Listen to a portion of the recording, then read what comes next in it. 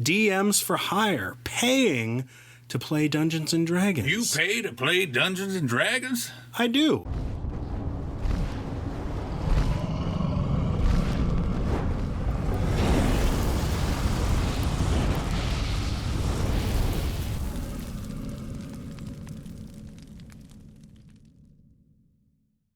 Today's random encounter is DMing for hire. We've been teasing this for a while. Yeah, getting paid to be a dungeon master. I know probably most people out there in tabletop RPG world are DMs as a hobby, but there are people who are paid to be a dungeon master. And so we wanted to talk about that and talk about the difference between doing it as a hobby versus doing it as a source of income in the gig economy, and also kind of where this comes from and if it fits in with the hobby or if it shouldn't be a part of the hobby. What are the hurdles and obstacles and all that stuff. So we have an expert here on every edition of being a DM for hire, which is Jesse, who's been doing it for a couple of years. So Jesse, how did you get started being a DM for hire? So I had one group, your group, approach me as a full group of players, or at least, enough players to make a group that needed someone to DM because everybody wanted to play. And you had reached out. You knew that I DM'd at the store that I worked at. Right. I was playing D&D every week. I was playing a lot of D&D. And at the time, I said, hey, I don't really have time to devote to an extra group. I already have these X amount of groups going on as like a hobby thing. And you countered with the, hey, why don't I pay you? Why don't we pay you to run us through this stuff? And I hadn't ever really thought of it because that doesn't, I thought of D&D as a hobby. I mean, I still do, but it didn't ever occur to me that people could get paid for this. So I started researching a little bit, and there are communities of people sort of all around the world that do D&D for hire. And I looked into pricing and things like that, and I think we bounced back and forth on what we wanted from the group, and we did our session 0, and we just wrapped up our campaign the other week, and that was 2 years of stuff. And from then, the DM for hire stuff has only grown for me. That's great. I remember, coming to you and knowing that you worked in a store and were already essentially being paid to be a DM by working in a hobby store, a comic shop. And so to me, it didn't seem weird at all. We were acquaintances. We've since become much more friendly, and started our podcast together. But we started off as acquaintances, and I just said, "Hey, love to have you do this. I know you run in the shop," and so it made perfect sense to me. It wasn't weird at all because we didn't know each other super well. We weren't super close, but at the same time, you were already doing it as a job. There's a lot of people in the community. This topic in general is very heated. Yeah. No matter when it's talked about, there's always people on both sides, nobody ever in the middle. There's people who are really for it, like myself, and there's people who are really against it. Like, you should never make money doing this, or you shouldn't charge for this. I really don't understand that argument, but everybody that was in our group was sort of already ready to go. Like, yeah, we want to play this game. We know that this is taking time out of your busy week, so we're going to pay you to do it for more incentive. And that also that creates a little bit more incentive for all the people to show up. Yeah, including the DM. Well, and in our group, we were all very honest. We had taken turns DMing, and I was mostly the game master, mostly the dungeon master. And I didn't want to do it. I wanted to be a player, and nobody else really wanted to do it either. But we wanted to play, and so this was the idea to keep the games going, keep the good times rolling, and it worked for us. And it was right before the pandemic, which also was a wonderful outlet for staying, keeping socializing, and so I was very grateful for hooking up with you and having that arrangement where we were hiring you. The switch to Roll20 was a good one. Yeah.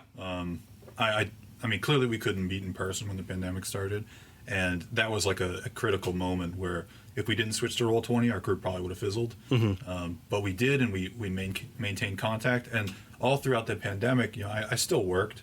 but I didn't have, get-togethers. I didn't have D&D, but keeping that online stuff and the DM for hire groups that I had that moved online really kept me sane when I was still connecting with people.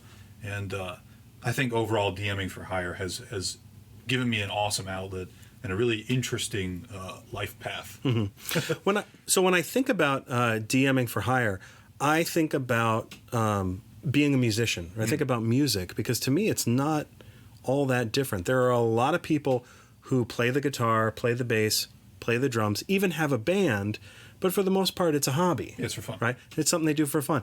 And money occasionally is involved, right? If they go out on a tour, a little tour or something like that, or they play at a local club and they get, $50, $100 or something like that. But for the most part, it's not, it's not a source of income. Mm-hmm. For you, it is, right? It is for now. For you, it is right? a pillar of my income. Yeah. And so that's, at that point, when more money is involved, it's not a hobby, which is weird on the one hand, because we talk about tabletop role-playing games as a hobby. Yeah. Right? The hobby of tabletop role-playing games. But of course, there are a lot of people in this industry, right? A lot of people who make the games and sell the games. Exactly. And a lot of people who pack the boxes and ship them off and run conventions and make money off of conventions that don't make a game. There's podcasts and all this. So it's a hobby, but it's also an industry. And just because, one person's interaction with tabletop role-playing games is strictly a hobby, right? Doesn't mean that has to be 100% just a hobby for everybody, because if it was, we wouldn't have games. Yeah. Right? Nobody would be making them. And in the case of our story, we wouldn't have had a game master or a dungeon master at the time. Exactly. So to me, it feels a lot like music. There are plenty of people that are in a band that basically play gigs for free and play for their friends, and it's fun and it's a hobby. Okay. That's great. And, but then there's plenty of people that make money off of it because it is an industry too. So, I mean, even when we talk about, when we're doing news on this show, we say the tabletop role-playing game industry, right? It's an industry. This is a business, right?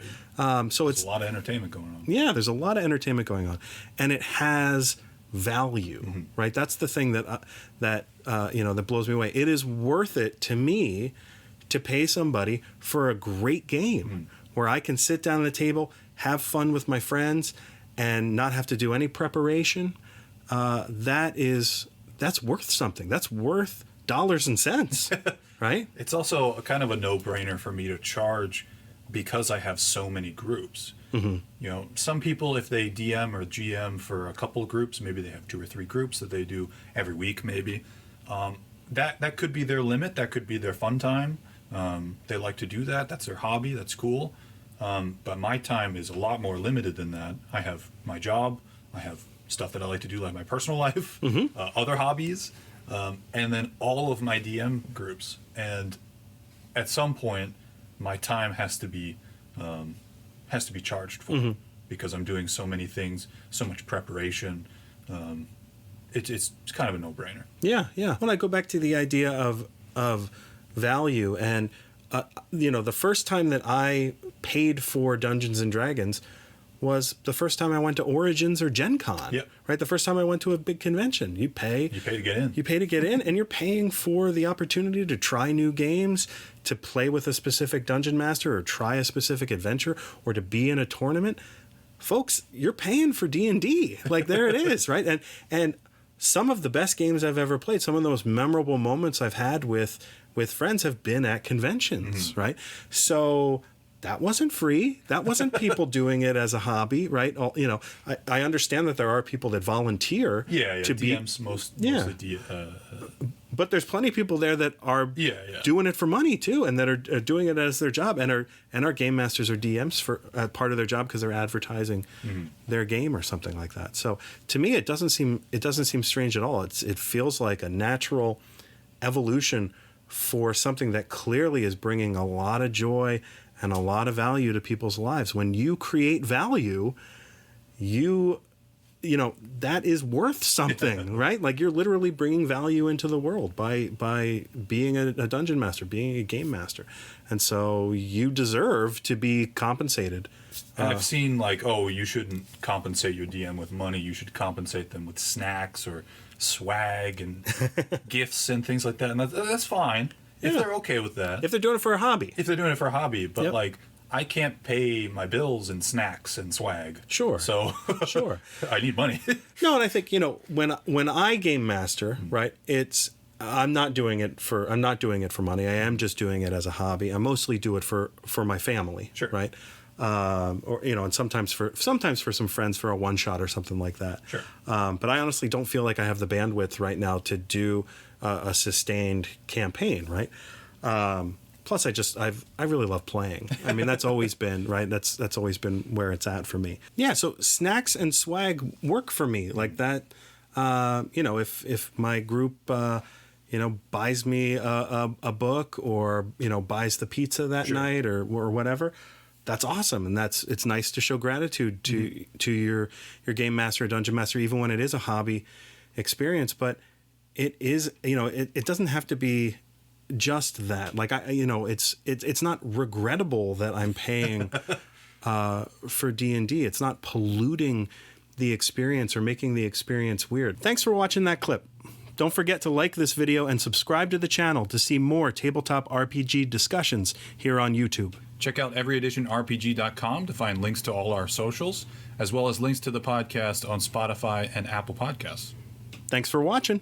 And remember, it's not the edition you play. It's how you roll the dice.